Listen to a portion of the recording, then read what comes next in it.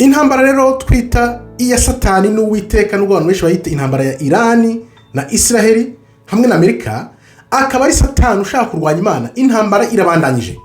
Reka turebe rero ibiri kugenda bikurikira bibaho uko iyo ntambara igenda yaguka n'icyo bihatse. Tukaba tugiye kureba ingingo 8 zirebana n'intambara ubona itarangira kandi ari iminsi ya nyuma yahanuwe. Wumva uko ubuhanuzi bumeze, urebe impamvu Satani ashaka ko iyi ntambara idahagarara.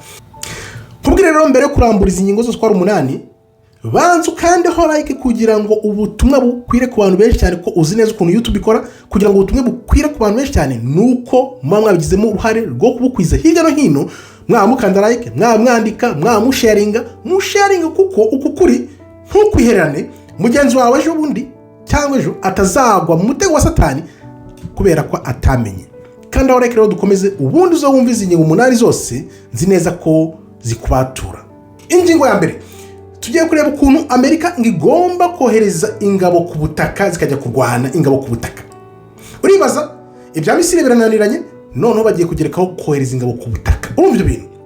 Ingingo ya kabiri tugiye kureba ukuntu Turkiya na Arabia Saudite bashobora kuzaza muri intambara. Ingingo ya gatatu turebe ukuntu Irani izongera kugira imbaraga zikomeye, ari byo babindi bita ngo Gog na Magog, ariho hazaza ya ntambara rurangiza bita Armageddon, uko izabera hari muri kiriya kibaya cy'Megido. Akaba ariyo mpamvu yitwa intambara ya Armageddon, kuko ikibaya cyitwa Megido, Armageddon.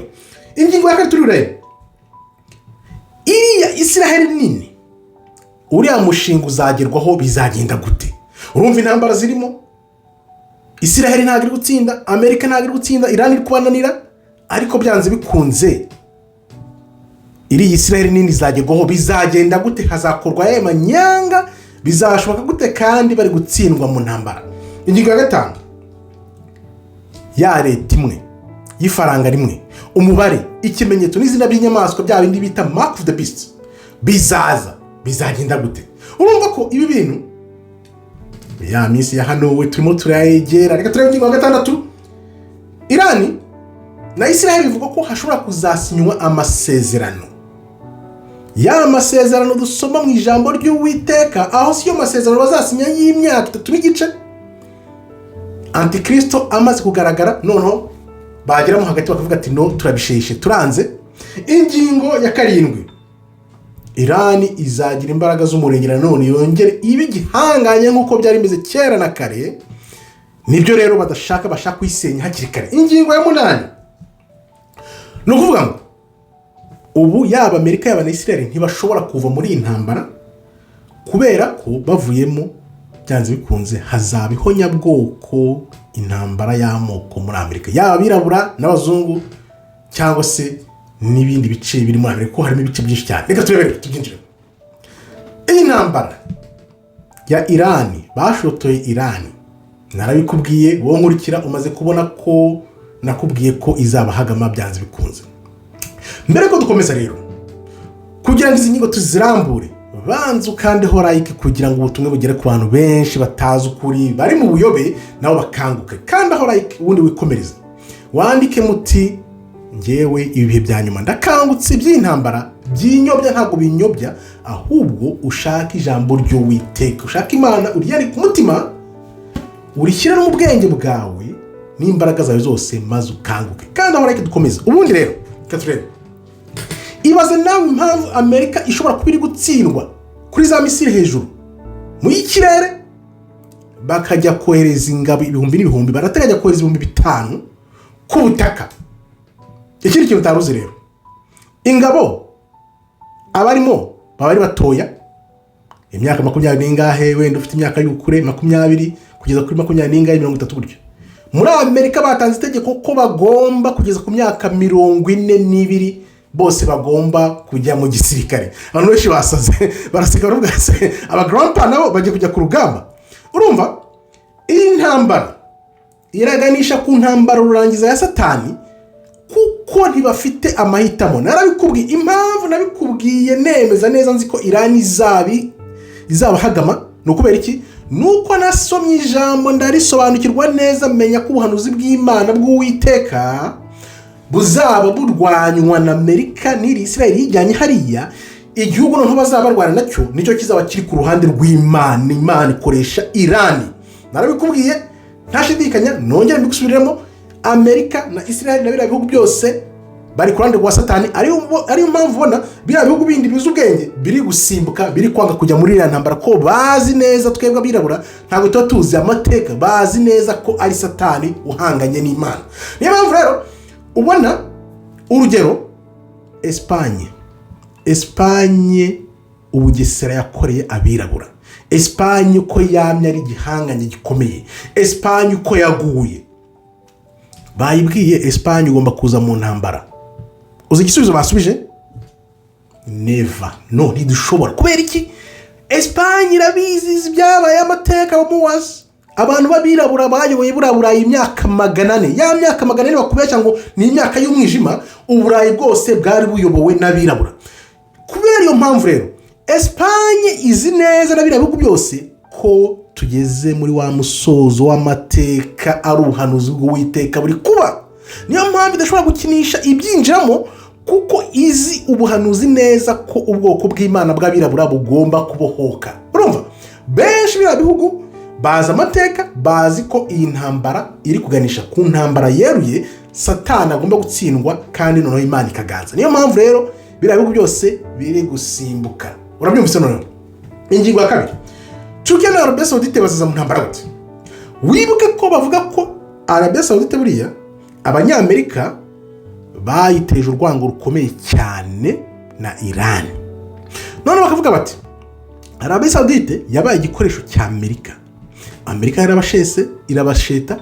Noneho bakavuga ko Turkiya nayo ngo ari yombi, ngo nyuma ya Iran bagomba kwataka Turkiya, ngo ko Turkiya n'Uburusiya na Iran ngo nizo zizaza hamwe zikore ya Gog Magog, bya bihugu bizava mu majyaruguru birwana ngo bijya gusenyera Israel. Ariko tuzi neza ko iriya ntago ari Israel, ahubwo ubwoko bw'Uwiteka nibumara kugaragara neza karabirabura barageze mu gihugu cyabo.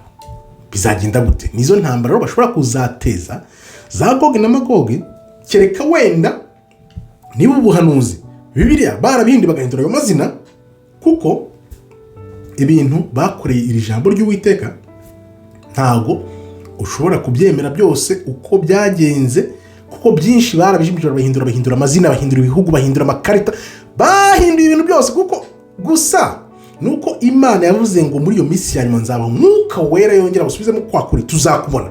Uko kuri kugenda kwifungura rero niko tugenda tubibona. Urabona ko intambara turi kubona ibyazo nicyo cyonyine tuzanyindana, naho ibindi byose barabihinduye. Ingingo ya gatatu, ese Iran izongera igira ingufu koko? Bigaragazwa n'iki? Biriya by'amasezerano 15 byose bahaye Iran ngikurikize, intambara ibone hagarara, Iran ikabyanga.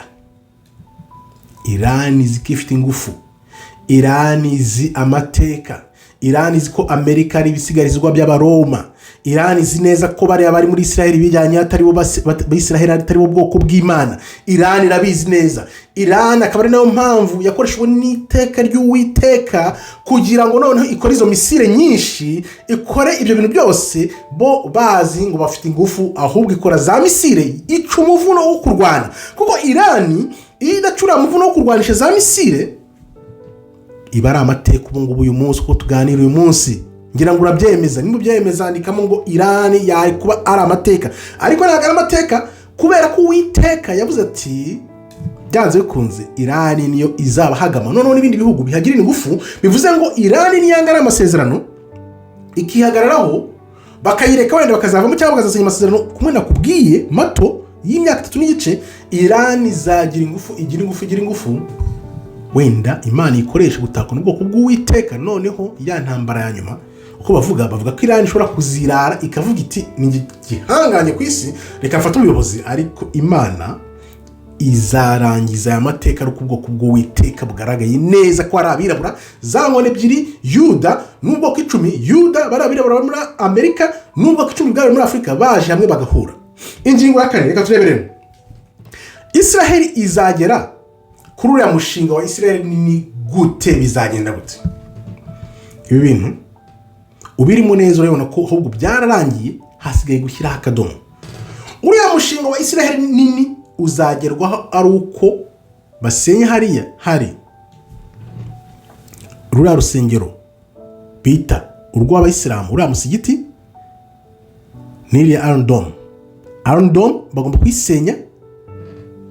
Hariya hantu hagakuburwa, noneho bakahashyira rwa rusengero rwa gatatu. Bamaze kubashyira rwa rusengero rwa gatatu, wibuke ko za Siriya hariya kiriya gihugu nuko kizakigera, za Iraq barazisenye, basenye biriya bihugu byose by'Abarabu aho igihugu cy'isezerano kigomba kuzaba kigera. Biriya bintu twamye tugira ngo ni imikino, ntabwo ari imikino.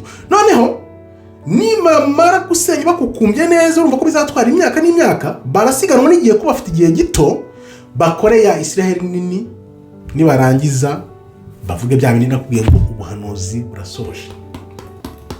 Uribuka bavuye ngo ubuhanuzi burasoje, ariko ntabwo buzabusoje, kuko wibuke abantu bazasubizwa mu gihugu n'ukuboko gukomeye k'Uwiteka kubavanye mu mpande enye z'isi, kandi Yuda n'uzabanza gukanguka mbere. Abirabura bari muri Amerika, bari abirabura bari muri Amerika nibo bwoko bwa Yuda, n'ubundi bwoko 10 bwa buri muri Afurika bazi hamwe, noneho Imana ikore bwa bufindo, ikore ibitangazo bikomeye cyane bizatuma ibyo twabonye imbere y'inyanja itukura, Imana ikatira nyanja itukura, bizaba nk'ibitwenge. Ibintu bisobanura navuze ni man, ibintu birakomeye. Nasheshe urumeza ndavuga ni ibintu bizatuma gukata inyanja itukura abantu bakambuka, hakuma amazi abantu bakayareba, bizaba bitangaje. Ni ibintu bikomeye cyane Imana izakora bitigeze bibaho.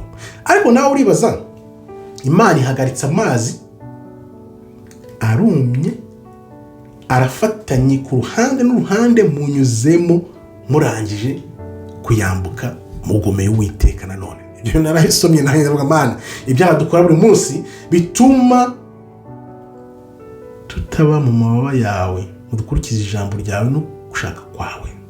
Mana gitubabarira rero, kugira ngo inyanja yisaturimo kabiri mwambuke, nimumara kwambuka mwongere mugomere Uwiteka. Nibyo bitaba buri munsi iteka. Imana iratubabarira ikatubabarira iteka. Ibaze Imana iramutse dukubise buri munsi uko byagenda. Ibaze nawe. Tujye ku ngingo ya 5.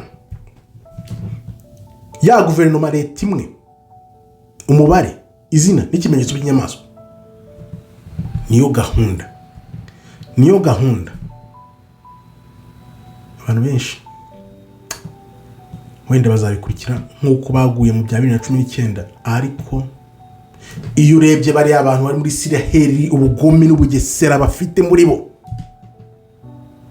bivugwa ko bakomotse ahubwo kuri ba bamarayika n'ibimanuka byaguye bikabyara n'abana b'abagore b'abantu, bakaba barakoze ubwoko bwabo bwihariye, bakaba batameze nk'abantu nkatwe 100%.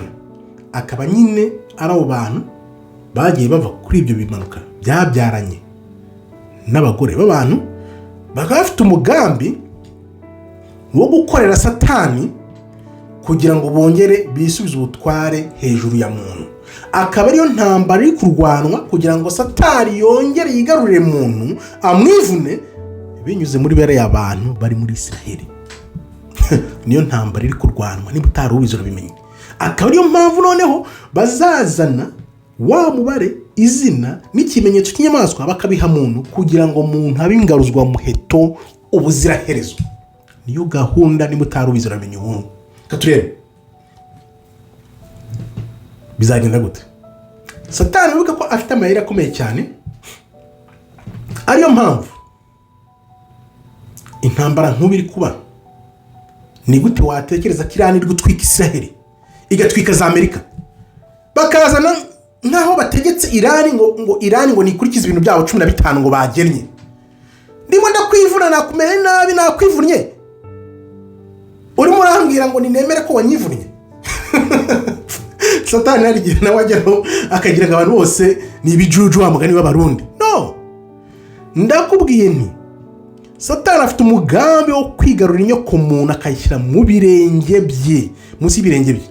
Nuvuga ngo bazakoresha ubwo buriganya nyine wibuke imiya ifaranga byaguze n'umwana w'Imana, umwana w'Iteka. ni ukuvuga ngo Irani bashobora kuzayiha amafaranga ko bano bantu ntabwo bajya mu ntambara buryo gusa, biranditse. ariko wenda uko Imana ibishaka uko biba niko Imana ishaka uko bigenda. noneho uko babiteguye uko bigenda hakabamo nk'ibintu bidahuza, bakabona ko wenda bazaha amafaranga menshi Irani bakayigura, bashobora kuzayigura. ibintu byose birashoboka kugira ngo ituze wa mugambi noneho ujye mu ngiro, ujye mu buryo. urumva ko ukuntu Irani bashobora kuzayibeshya bakayishuka bakajya mu masezerano ikemera, ibyo nabyo birahari kuko Irani bashobora kugira gute, hari n'ubwo bashobora no kuyitwika na nuke, bakayitwika nk'agace kamwe na nucleaire. Irani imaze kubona ubugesera bubaye nk'uko Ubuyapani byagenze, ishobora guhagarika. Irani ida bazayigura cyangwa se ahubwo bayitere bombe nucleaire, bashobora kuzayitera nuke, bashobora kuyitera bombe atomique cyangwa se bakayigura. buriya inyuma biri kuba inyuma tutazi, ibyo batwereka biriya ni ibyo bagira ngo tumenye, ariko byinshi biri gukorwa. iriya ntambara niba Amerika na Israel bumva ko izamara icyumweru, ikaba igiye kumera nk'iyo muri Ukraine n'Abarusiya nk'uko nabikoretse ubushize, bari kuhati bagomba gukora uko bashoboye, bakagerageza uko bishoboye kugira ngo ya mishinga, urumva bafite uyu mushinga w'intambara, bafite imishinga myinshi barimo, ariko hari na wa mushinga wo kubaka urusengero, wo gukora wa mugambi wa Antikristo, wo gukora ibyo bindi byose. ni imishinga nagiye kuvuga ibiri bafite nk'imishinga ine igenda ibangikanye. ya mishinga ya Satani bakorera hano na ya mishinga yindi bereka abantu, noneho basiganwa n'umurongo iteka Imana igenderaho kugira ngo bitagaragarira muntu. weho muntu urimo hagati, bafite imishinga ine bari kugendesha hano yo kugenda kuri Satani, urusengero biki byose bya hirya no hino, n'indi intambara hirya no hino. noneho weho bakagucanganyikisha mu hagati, ntumenye nuwe mushinga uri kuyoborwa ku ruhande rw'iteka rw'Imana, nuwe mushinga uri kuri Satani. ibyo ntubimenye, ukagenda ubuhumyi. niko bakora. reka turebe rero Irani bizayiha ingufu gute. turebe kuko kugira ngo Irani igire ingufu ibahagame ntabwo ari ku bwayo, ni ukuboko k'Uwiteka Imana gukomeye kuri inyuma ya Irani abantu batabona.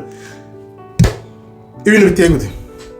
urabona ko umuntu benshi bazi ko idini Gatolika ngo ari ryo rifite nyir'ubutungane, ngo papa, ngo nibo bantu bameze neza. Satani wambaye ubusa biriya bintu by'Abagatolika, narabikubwiye, nabikoze amavideo menshi. Imana wari uzi ko yakoresha Irani? Imana wari uzi ko ishobora kuvuga gutya ngo irakoresha abantu bari mu idini rya Isilamu, kandi noneho wenda bakazahinduka bavuga ko Irani izagera ikongera igahinduka? kandi wibuke ko na Irani uko yahindutse Abasilamu, ariko bino bintu nanjye narabitekereje, ubundi mbona binteye ubwoba, birantangaje cyane. wibuke ko Irani, abantu bari muri Irani ntago burya bemera ko ari Abasilamu, bavuga ko bo bemera ko ari Abaperse atari Abasilamu. wibuke ukuntu bahindutse Abasilamu, barabihatiwe ku ngufu. noneho urebe ukuntu Imana ikora kugira ngo ubone ibiri mu mpera, mu bihe bya nyuma, ugomba gusubira mu itangiriro uko byari bimeze. mu itangiriro Irani ntago yari Abasilamu, Irani bari Abapersi bafite izo mana zabo, ariko atari Abasilamu. ni ukuvuga ngo tumeze nk'aho filime iri gusubira inyuma, bashobora kuzongera, Imana ikaba iri kubakoresha noneho kugira ngo izanabamburemo n'Ubusilamu, bongere basubire ari abantu basanzwe, ubwoko bwabo buri aho ngaho. noneho Imana izabakoreshe kuko Imana ifite ubushobozi n'uburyo bwo gukoresha buri muntu wese. noneho nibamara guhagama bino bihugu byose bafite imbaraga zikomeye cyane, biyambure buriya Busilamu, baba bakwakira Uwiteka agakiza, baba basubira uko bari bameze imbere batari Abasilamu. wibuka ko babaye Abasilamu muri za 600 nyuma y'ivuka rya Kristo, aribwo hariya habaye za mpire bita za Ottoman z'Abasilamu, zahatiye abantu bose kuba Abasilamu. ariko no hariya muri Afrika y'Amajyaruguru hose abantu babaye Abasilamu, na biriya bihugu byose byo muri Afrika ubona Abanyafrika benshi ari Abasilamu batabizi, nuko bahindutse Abasilamu. na za Irani zose zigenderamo, byaturutse igihugu za Irani, iyo empire ya Ottoman iragenda ikubura hose, abantu bose bahinduka abasilamu, gutyo niko bahindutse abasilamu. Bivuze ngo rero Imana yatije imbaraga Irani kugira ngo Irani izahagame ibintu bihugu bya Satani. Ari naho ndi buze gukoramo indi video nkwereka ukuntu Imana yakumiriye bano Barabu ntibagire imbunda n'intwaro za kirimbuzi. Rero ubutunzi Arabie Saoudite yari ifite na za Dubai na za Qatar, iyo Amerika itababuza gukora intwaro, iyo baza kuba bakora intwaro za kirimbuzi. Niba Irani ifite ibyifite uyu munsi, ibaze za Arabie Saoudite zidafite embargo, zitakomaranyirijwe, intwaro zari kuba zigezeho. Ibyo bintu narabyeretswe ejo bundi, ndavuga ngomba kubikoramo video. Iyo video ntibucike, ndibuyikore mu mwanya urebe ukuntu Imana ikomeye. Imana yakoresheje cya Amerika kibereye aho ngaho gusa, kigira imbaraga, ariko no muri izo mbaraga n'ubugome bwabo batuma za Arabie Saoudite, za Qatar na za Dubai badakora intwaro. Ibaze iyo za Qatar na za Arabie Saoudite na za Qatar ziba zikora intwaro bari kuba bagezeho uko zari kuba zimeze. Nawe byandikamo noneho utubwire. Katurebere indi ngingo. Nukubera iki Amerika idashobora kuva muri iyi ntambara? Byarenze igaruriro. Kubera iki? Barabeshye bajya kwataka, barabeshye ngo bari kubuza Irani gukora za bombe nucleaire, za nuke, bombe atomique. Abaturage bo muri Amerika bamaze gukanguka. Kandi noneho Israel kugira ngo igere kuri iyo migambi ya Satani, bari abantu bijyanye hariya, bagomba gukomeza gusunika Amerika kugira ngo ikomeze ijye mu ntambara. Nuvuga ngo Amerika nivamo byaranze bikunze, muri Amerika havugwa ko hashobora kuba ihonyabwoko, gusubiranamo kw'amoko, yaba abirabura bazasubiranamo n'abazungu, yaba abarepublika bazasubiranamo n'abademokrate, yaba abimukira bazasubiranamo n'abahizanye. Harimo ibice byinshi cyane muri Amerika, ku buryo iyo ntambara uko izagenda byose birapanze ku mupango, kubera ko wibuke bashaka gusenya Amerika iriya. Noneho umva ibintu birajimisha, bihura na bya bindi uko Hitler yishe bano bantu kugira ngo bazabone kiriya gihugu, uko bagiye hariya.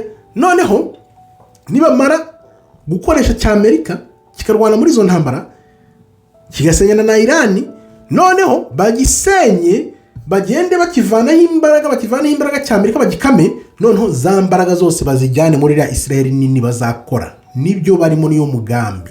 Noneho nibamara gufata ubwami bavanye muri Amerika babujyanye muri Israel, wibuke ariko uko ubuhanuzi butubwira mu gitabo cya Daniyeli, za nyamaswa enye zagombaga kuza, Amerika niyo nyamaswa yanyu. Ariyo mpamvu noneho bazakoresha Antikristo, bagashaka kugira ya nyamaswa ya gatanu bikanga, imiri itavangwa n'igitaka.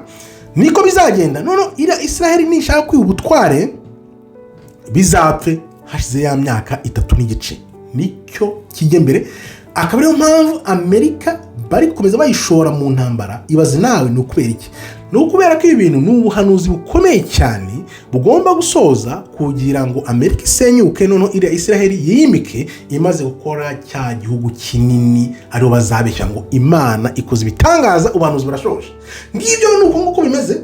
Nibaze neza ko bigukangura uyu munsi, kandi nzi ko ubutumwa utabwihererana.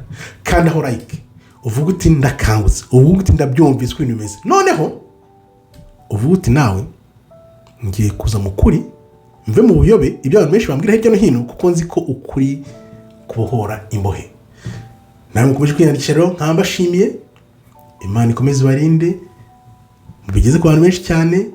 Mwiyandikishe namwe, kandi mutariyandikisha nawe ugira uti reka nkandeho like kugira ngo ubutumwa bukwire mu bantu benshi. Niko YouTube ikora kugira ngo abantu benshi bakanguke bari mu buyobe. Niko tuzabatuka, nibwo bubyutse, niko bwa bwoko 10 buzaza hamwe na Yuda, kubera ko wagize uruhare mu gusakaza uko kuri. Nkambashimiye rero, Imana ikomeze barinde. Shalom, shalom, todaraba, tov meyo.